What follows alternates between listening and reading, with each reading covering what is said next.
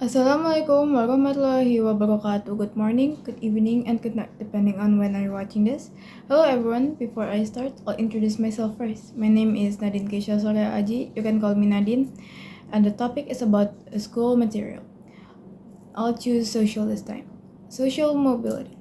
Social mobility is the movement of a person or a group from one social status to another status. There are a total of 5 different types of social mobility that every human can experience. The first one is vertical social mobility.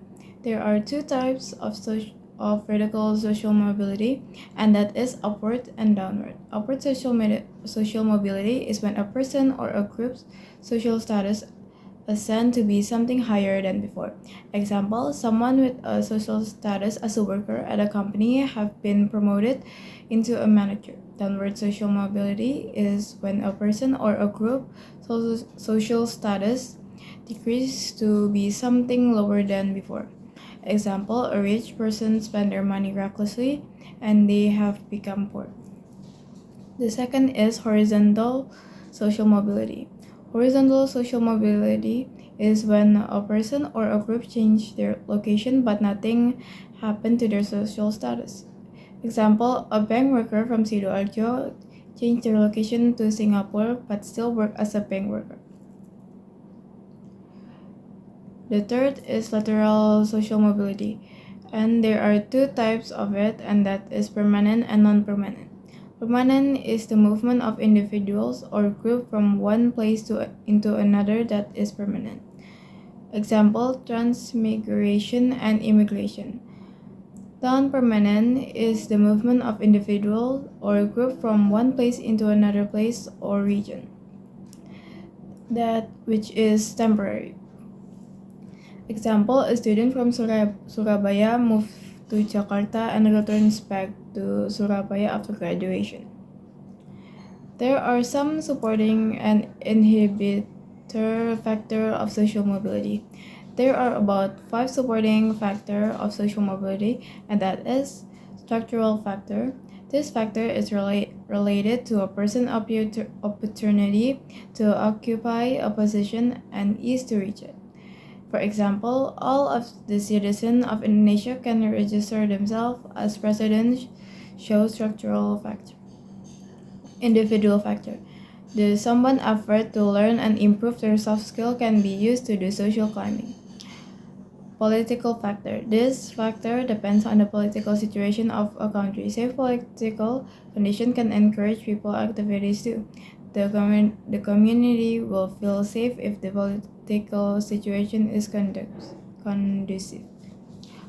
Population growth. An increasing population of an area has an impact of the process of social mobility because an increasing of people can increase their needs. So people must get a job to do social mobility. In addition, this condition encourage lateral social mobility to other region or other country in order to change their job. Education factor.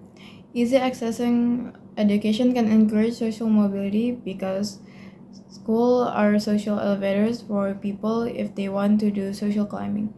Because in the school, someone can get the knowledge and skill to develop themselves. There are about 3 inhibitor factors of social mobility, and that is poverty. Poverty will make someone difficult to achieve social status. Low education can cause poverty. Low education makes the quality of human resource also become low. As a result, they can have good jobs.